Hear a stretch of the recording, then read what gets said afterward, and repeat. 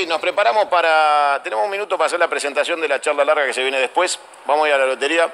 ¿Por qué vas a la marcha? Básicamente porque creo que el gobierno está avanzando sobre los trabajadores de una manera injusta. Y como liberal que soy, digamos, el liberalismo creció y tomó lugar como una forma de rebelarse contra el monarca por los abusos contra la gente. Y justamente me parece que el gobierno está abusando de los trabajadores y consecuentemente amerita que se marche. Es decir, en mi plena esencia liberal corresponde, digamos, oponerme a este avance violento del Estado sobre el pueblo. Cuando analizás fríamente desde tu criterio económico, y te hago la última, vamos y venimos, ¿saben de economía, sí o no? No. Estamos con Milei, va a la marcha y dice que el gobierno no sabe de economía. No lo dijo ni Cristina Kirchner ni Santiago Cunio, lo dice Milei, ¿sí? No, para mí, digamos, son keynesianos y los keynesianos son brutos. Ya venimos, no te pierdas a Milei, que va a la marcha el 21. Vamos con lotería, ojalá tenga suerte, volvemos y seguimos con Milei hasta el final.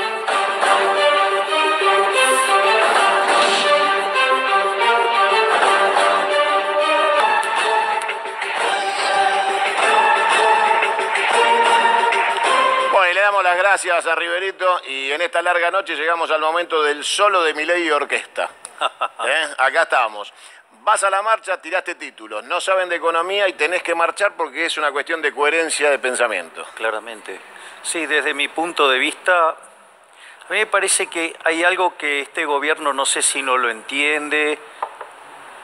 A ver, uno no puede tomar decisiones sin comprender el contexto histórico de cada una de las instituciones que se fueron gestando a lo largo de la historia del país.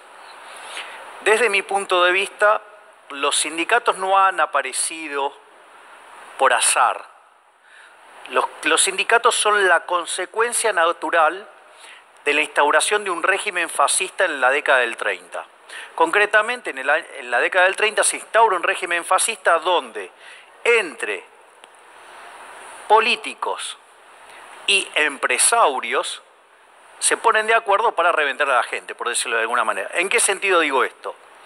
El empresario es aquel que descubre que es más fácil ser exitoso en los negocios, si se puede llamar eso ser exitoso, sobornando a un político en lugar de servir al prójimo con bienes de mejor calidad a un mejor precio. Entonces se entonga con el político y lo que pone es una barrera, ¿sí? Una muralla para no competir. Entonces, pensá esto en la década del 30. Si vos estabas trabajando para un empresario en realidad, como tiene la vaca atada, no le importa pagarte bien, vos sos un número más. Entonces, ¿vos qué harías si no te pagan bien? Te irías a otra empresa. Sin embargo, si la otra empresa también está entongada, es otro empresario, bueno, vos te encontrás con una situación sin salida. Pensá que había gente que tardaba 1 mes, 2 meses para llegar a la Argentina, escapándose de Europa y, digamos, era muy difícil volver a salir a dónde te ibas. Entonces, la gente quedó atrapada en esa lógica. Esa lógica... Había una cartelización del salario. Claro. Sí, no, todo, porque es un régimen fascista, se controlan precios, cantidades, calidades, ¿sí? Entonces el empresario, en lugar de competir, ¿qué hace? Va y se entona con el político para que ponga una barrera más grande. Entonces, en esa lógica donde el trabajador es oprimido desde esa asociación entre Estado y empresarios, eso es el que lo logra captar de la mejor manera, es Perón. Y sube a la mesa a los trabajadores, es decir, los sindicatos. Ahora, después podemos discutir si lo hizo bien, si lo hizo mal. Ah, claro, sí, lo utilizó políticamente. Obvio, lo hubiera usado cualquiera. O, digamos, vamos a decir que otro no lo hubiera hecho. Lo hizo como cualquier otro. Entonces, no es trivial la aparición de los sindicatos. O sea, tiene que ver con ese equilibrio de una economía fascista que no ha salido de ese régimen fascista. Por eso, digamos, Argentina, de ser el 5º país más rico del mundo, es 55. Y por eso, digamos, va continuamente para atrás. Porque no hemos podido resolver ese problema. Ahora, no se llama resolver el problema eliminar a los sindicatos. Es decir, el problema se llamaba desmantelar el régimen fascista, es decir, volver al sistema liberal, o sea, volver al modelo de Alberdi. Ahora, bueno, digo, acá parece que la cuestión es ir contra los trabajadores. Y a mí eso me parece, digamos, un abuso. Y si fuera, por ejemplo, contra un empresario competitivo, también marcharía. Es decir, yo estoy siempre del lado, digamos, al que se le vulnera las libertades. Y me parece que el gobierno tiene un mal diagnóstico sobre la situación y por eso va contra los trabajadores. O sea, el gobierno, Dios, si me permitís voy a dar el diagnóstico de por qué hace esto el gobierno. Básicamente el gobierno detecta que tiene algún problema en el plano externo, por decirlo de alguna manera. Argentina tiene un déficit de cuenta corriente de 4,5 puntos del PBI. Y va camino a 5,5. Hay una literatura que se llama Indicadores Tempranos de Crisis que muestran que cuando vos tenés semejante desequilibrio externo, estás en peligro. Claro. Y si además tenés déficit fiscal, está liquidado. Sos boleta. O sea, digo, es una cuestión de tiempo. Si esto lo pones en un contexto donde está subiendo la tasa de interés internacional, estamos primero en la fila y decimos, nosotros nos pegamos la piña. Claro, o sea, digo, somos números puestos. O sea. Ahora, bien, ese es el marco. Perdóname un segundo ahí, así la gente entiende. Hace 2 años se venía el segundo semestre. Todavía lo estamos esperando, vamos por el quinto, ya seguimos esperando el segundo. Después venían los brotes verdes. Lo único que hubo verde es la gendarmería. Después venía, cuando yo vaya a ver a Trump, se arregla todo. Nos volvimos con los limones. Después era, vamos hacia el Pacífico. No funcionó. Después, el socio era Brasil. No funcionó. Cuando vos vas a tocar 10 timbres y volvés con malas noticias de 11, vas a 10 y volvés con 11 malas noticias. El último viaje presidencial directamente trataron de ocultarlo. El viaje a Rusia y a Francia directamente te llamaban, decían, por favor no hablen de este viaje. No, hagan de cuenta que nunca viajó. ¿Cómo repercute en un equipo económico que supuestamente tiene que conducir 1.200.000 millones en Levax? Se le escaparon 150 millones y se le fue el dólar a 20. Un ministro coordinador que quiere meterse en el Banco Central y le quiere decir al presidente del Central cuál es la tasa que tiene que poner. El presidente del Central, yo te escuchaba vos decir, yo me hubiera ido, yo renunciaba, que se cargue Peña. Se la aguantó, se quedó ahí. Por ahora, gracias a Dios, miren, hay que agradecerle a Stroessner que no se haya ido. Si no estaríamos con una hiper del 500. ¿No? ¿Estoy equivocado? Es una muralla de contención, es lo único que, digamos, que es lo único respetable que tiene este gobierno. Lo único respetable en materia económica que tiene este gobierno. Exactamente. Pero hay... Déjame que te cierro porque, sí. A ver si me equivoco, porque, a ver, te lo transmito desde el común del empresario pyme que maneja esta información, que digamos, el empresario pyme se ha hecho especialista en economía porque es la única manera que sobrevive, a ver cómo hace para llegar al mes que viene, pagar los sueldos, los aguinaldos, los salarios, mantener la empresa vendiendo cuando no hay mercado interno. Y nos está mirando ahora, ¿no? Entonces, si quiero escuchar a Milei, acá te cierro la pregunta. Cuando todos los relojes de la cabina del avión están prendidos, te suena la alarma, los relojes están con las luces que te dicen frená, y siguen adelante. ¿Cuál es la calificación? Torpeza, ineptitud, ignorancia, o sea, ¿de qué se trata? Vos que de esto sabés. Yo creo que, bueno, de hecho la selección del gradualismo, uno podría decir que el gradualismo es la combinación de incompetencia más falta de pelotas.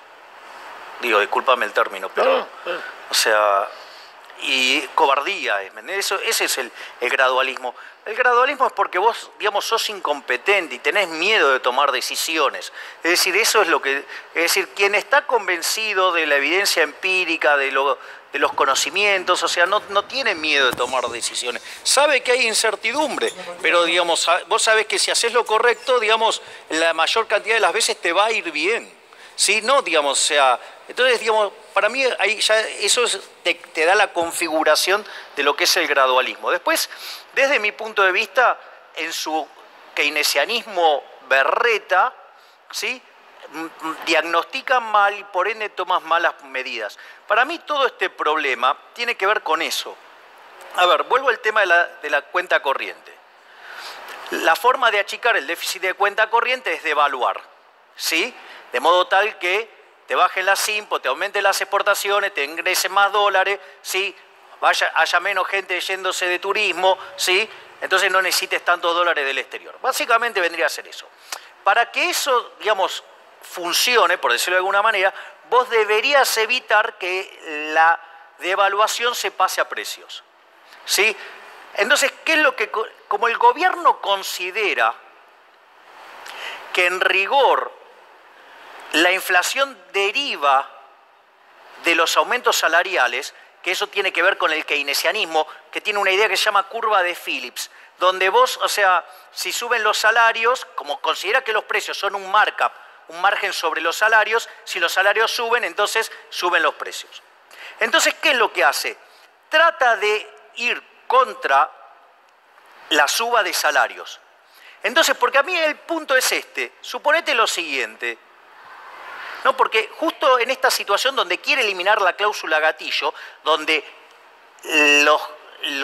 muchos miembros de Hacienda han hablado de lo malo que es la cláusula gatillo, cuando en realidad la cláusula gatillo es formidable porque evita que ninguna de las dos partes pierdan. De hecho, digo, yo estoy seguro que vos recién lo tuviste a Baradel. Preguntale qué opina la cláusula gatillo. Si el año pasado funcionó bárbaro.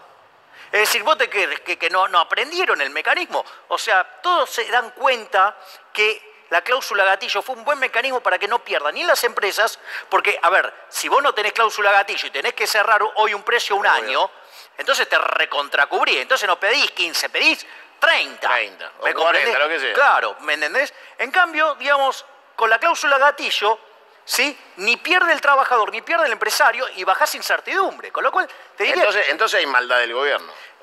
Yo creo que es parte de la incompetencia, porque mira esto. Entonces ellos dicen que eso después entonces haría que suban los precios y por ende le licúa el efecto de la devaluación. Ahora, entonces, en esta situación en la cual, digamos, culpan a los trabajadores de la inflación y quieren sacar la cláusula gatillo, van y atacan contra un sindicalista emblema, que es el caso de Moyano. Porque mi pregunta es esta, Santiago, sinceramente. Lo que pasa en Independiente, ¿no pasa en otros equipos de fútbol? Sí, en Boca, decís vos. Digo, por ejemplo, de hecho el presidente de la Nación fue presidente de Boca. Sí, claro. Así que digamos, ese tema lo debe conocer. O la otra pregunta es... Vos lo que preguntás es si la 2 existía cuando Macri era presidente de Boca. Claro, exacto. Sí, ¿Cómo claro. arreglaron los problemas que tenían con la pues 2? Bueno, por eso digo, sería bueno que cuente su experiencia de cómo lo arregló. Ese es el primer punto. El segundo punto, sí, que a mí me parece todavía más sorprendente. A ver, si un sindicalista, digamos, este tema de los sindicalistas, las obras sociales, no es nuevo. Y además, si vos le estás imputando a alguien que acumuló tanta riqueza, sabés que no se genera de un día para el otro la riqueza. Con lo cual, la pregunta mía es, si tiene tantas cosas contra Moyano, yo digo, ¿qué se enteró ahora? Digo, porque hace 2 años hicieron un monumento a Perón y estaba ahí Moyano. Y durante estos 2 años nunca pasó nada. Entonces, ¿cómo ahora, digamos, o sea, aparece de este repente... problema? Claro, digamos, o sea, entonces, digo, me llama la atención. Y la sensación que yo tengo, Santiago, es que, en rigor, ellos quieren presionar a los sindicalistas, ¿sí?, y negociarle la libertad a cambio de que entreguen la cabeza a los trabajadores. Todo partiendo de un mal diagnóstico, porque fíjate esto, no todas las devaluaciones se van a precios. Fíjate esto, en las últimas semanas, a raíz de los coletazos que hubo a nivel internacional por la situación de la economía americana, que dio la perspectiva de que la suba de tasas va a ser más agresiva, el dólar se apreció contra todas las monedas del mundo. Ahora, yo te hago una pregunta. En todo el mundo, en este momento, ¿hay una situación de que todos están viendo una epidemia inflacionaria?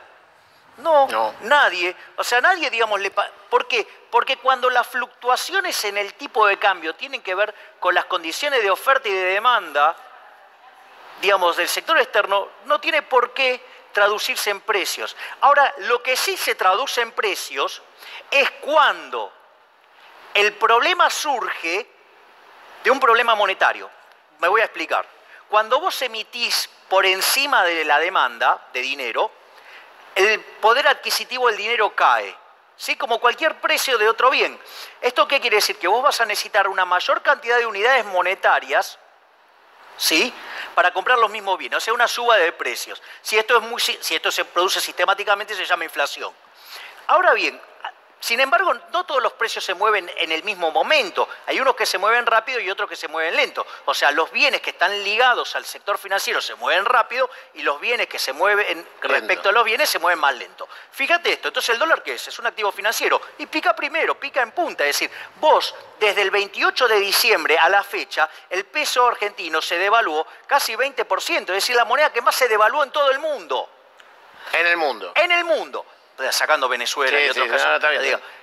Pero, digamos, la devaluación que tuvo el peso en los últimos días está en línea con lo que pasó en el resto del mundo. ¿Qué quiere decir? Que entonces el problema está en lo que vos generaste el 28 de diciembre, es decir, en el momento en el cual Marcos Peña se muestra como el amo y señor de la economía y avanza sobre el presidente del Banco Central, violentándole la autonomía. Entonces, ¿qué es lo que pasa? Fíjate esto, porque las expectativas de inflación eran 15, la meta era 10, la quisieron corregir para llevarla de 10 a 15 y el mercado corrigió de 15 a 20. A 20. Sí, digo, eso es muy importante. Después, ¿qué pasó con los precios? Mirá lo que pasó, con lo cual esa devaluación sí era inflacionaria, porque no era un problema del dólar, era un problema de exceso de oferta de dinero. Y no solo eso, Santiago, vos que tuviste, en el mes de enero la inflación fue 1,8, pero casi el 40% de la inflación está ligado a bienes ligados al dólar. Al dólar. ¿Me comprendés? O sea, ¿por qué? Porque vos devaluaste, digamos, alimentos, bebidas, digamos, bienes de primera necesidad, que son commodities internacionales, subieron todos. Y te digo algo más, mayorista subió 4,6. Con lo cual, en enero ya los precios vienen pintando para el 2, febrero para el 2,5 y, digamos, esto en marzo se va a recalentar. Entonces, el problema es porque esto, digamos, se trató de generar una devaluación desde el sector monetario. ¿Y sabés qué? Eso es de bruto, eso es de burro. Y vos lo dijiste hace un rato acá. Digamos, si vos llegás a bajar la tasa violentamente, te van a desarmar la posición del EVAX y te van a ir contra el dólar. Y esa devaluación... 500% de inflación. Digo, puede ser, digamos... No, Milei, tengo que cerrar acá con vos, pero te tengo que pedir algo públicamente. Sí, claro. ¿Me acompañás el miércoles a la marcha? Obviamente. ¿Vamos juntos? Sí, obvio, va a ser un placer. Porque, es más, lo que yo quiero que se comprenda, que esto está dentro de los valores del liberalismo. Es decir, el liberalismo es la respuesta a la opresión del monarca sobre los individuos. Y acá, digamos, el monarca vendría a ser el Estado que está tratando, ¿sí?, en una idea errónea sobre cómo es la inflación, ir sobre los trabajadores. En realidad querés cortar la inflación. Hay evidencia empírica desde el 2800 a.C. ¿Sabés cómo se corta? Dejando de emitir. Señoras y señores, voy a la marcha con Milei. Sí, obvio. La vamos a cubrir juntos. Milei va a la marcha, yo también. Vamos todos a la marcha el miércoles. Es una cita de honor.